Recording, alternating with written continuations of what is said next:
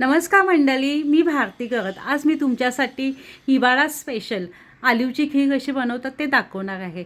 ही शक्तिवर्धक आरोग्यदायी तर आहेच, तसेच कंबरदुखी, सांधेदुखी, केस गळणे किंवा त्वचा ह्यासाठी ही सुद्धा उपयुक्त आहे आणि बाळंतीसाठी तर खूपच पौष्टिक आहे। तर ही खीर बनवण्यासाठी मी 2 चमचे आलू घेतलेला आहे, त्याच्यामध्ये 1 कप पाणी टाकलेलं आहे आणि ती आपल्याला 5-10 मिनटं भिजत ठेवायची आणि त्यानंतर ही गाळून घ्यायची आहे। पण तुम्ही पाहू शकता,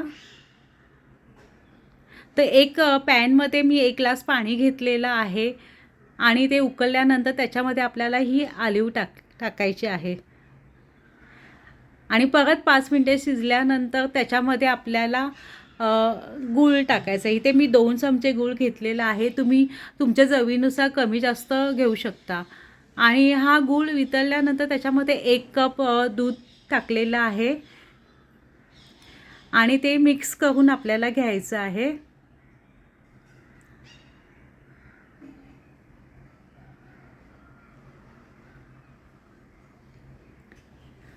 तर इथे पाव चमचा वेलची पूड आणि ड्रायफ्रूट्स टाकलेले आहेत। ड्रायफ्रूट्स हे ऑप्शनल आहे आणि परत आपल्याला 2-3 मिनिटे शिजवून घ्यायची आहे। तुम्ही पाहू शकता आपली खीर तयार आहे।